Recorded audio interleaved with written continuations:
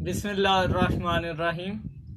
आज की वीडियो एक एतराज़ की बुनियाद पर बनाई जा रही है। जो मुस्लिम लीग नून के रहनुमा ख्वाजा मोहम्मद आसफ साहब ने कहा था कि चाइना से तो स्टूडेंट्स को नहीं लाया गया, जबकि ताफ्तान और ईरान से जो लोग आ रहे थे उनको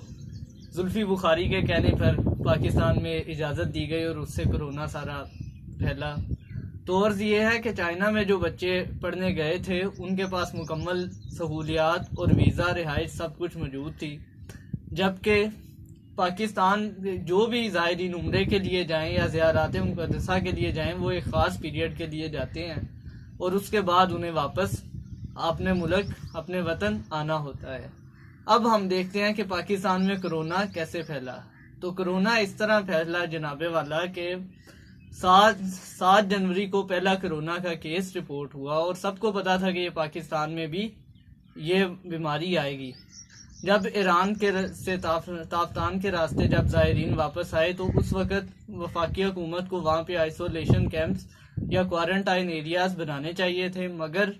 वहाँ पे कोई क्वारंटाइन एरिया का जो पूरा SOP था उसमें से कुछ भी फॉलो नहीं किया गया और वहाँ पे एक कॉटेज बस्ती बनाएगी, खेमे लगाए गए और 15-15, 20-20 लोगों को उन खेमों में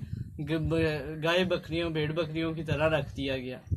जिसकी वजह से अगर एक बंदे को भी था तो जो वायरस है वो दूसरों को भी साथ ट्रांसमिट होता गया। ख्वाजा आसफ के बयान को तो जो है वो उसी रोज़ उनके मुस्लिम लीग नून के साबिक वफाकी वज़ीर आज़म जो थे शाहिद खाकान अब्बासी, उनसे नदीम मलिक के शो में सवाल किया गया तो उन्होंने कहा नहीं जी, इसका तो जी कुछ नहीं कह सकते, ये ख्वाजा साहब ही बता सकते हैं, हमारे इल्म में ऐसी कोई बात नहीं है कि जुल्फी बुखारी ने फ़ोन किया था या नहीं किया था। और दूसरा उन्हीं की जो वज़ीर सेहत थी मोहतरमा सायरा अफजल ताड़ड़, उन्होंने कहा कि ये ऐते आना ही सी, क्योंकि हम ये ऐते आना ही सी क्योंकि ये एक पेंडेमिक है, सारी दुनिया में फैलेगी तो हमारे पास भी फैलेगी। तो पाकिस्तान में जो कोरोना फैला वो वफाकी हुकूमत की नालायकी की वजह से फैला, ना कि ज़ायरीन की वजह से। और दूसरा, आज वज़ीर आला बलूचिस्तान ने भी बताया कि ये 6000 ज़ायरीन है हमारे पास मौजूद है, मगर 41,000 लोग जो